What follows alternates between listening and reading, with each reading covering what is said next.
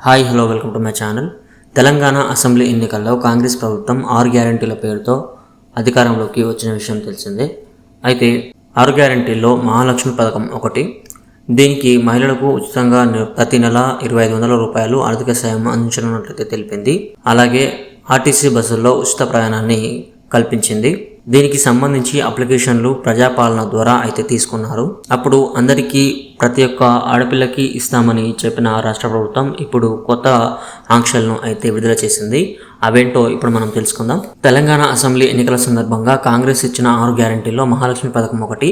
ఈ స్కీమ్ ద్వారా మహిళలకు ఆర్టీసీ బస్సుల్లో ఉచిత ప్రయాణం, 500 రూపాయలకి గ్యాస్ సిలిండర్, ప్రతి నెల 2500 రూపాయల ఆర్థిక సాయం అందించినట్లు తెలిపింది.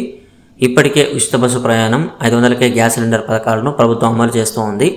ఇక ప్రతి నెల 2500 ఎప్పటి నుంచి వస్తాయి అని తెలంగాణ మహిళలు అంతా ఎదురు చూస్తూ ఉన్నారు. ఈ స్కీమ్ అందరూ మహిళలకు వర్తించదని తెలుస్తోంది.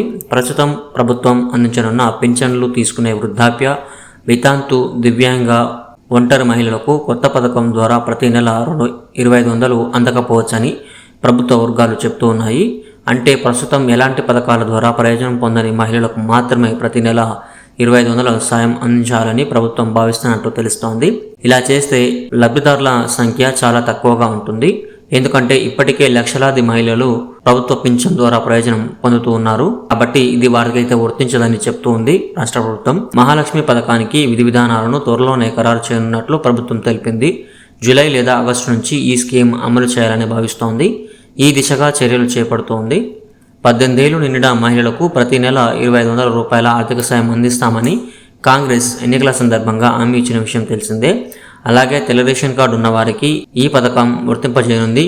మొదటగా కొత్త రేషన్ కార్డుల జారీ చేసి ఆ తర్వాత పథకాన్ని అమలు చేసే విషయాన్ని కూడా పరిశీలిస్తోంది. ప్రభుత్వం దీనిపై ఇంకా ఎలాంటి అధికారిక ప్రకటన అయితే చేయలేదు. త్వరలోనే దీనిపై స్పష్టత వచ్చే అవకాశం అయితే ఉంది. మరోవైపు గృహజ్యోతి పథకం ద్వారా 200 యూనిట్ల వరకు ఉచిత విద్యుత్ పథకాన్ని కూడా ప్రభుత్వం అమలు చేస్తోంది. ఇప్పటికే చాలా మంది లబ్ధిదారులు ఈ స్కీమ్ ద్వారా ప్రయోజనం పొందుతూ ఉన్నారు. అలాగే ఉచిత బస్సు ప్రయాణం ద్వారా బస్సులలో ప్రయాణించే వారి సంఖ్య విపరీతంగా పెరిగింది. కాబట్టి ఎన్నికల సందర్భంగా ఇచ్చిన హామీ ఖచ్చితంగా నెరవేరుస్తామని కాంగ్రెస్ ఇప్పటికే స్పష్టమైతే చేసింది. పార్లమెంట్ ఎన్నికల కోడ్ కారణంగా పథకాల అమలు ప్రక్రియ కాస్త ఆలస్యమవుతున్నట్లయితే తెలిపింది.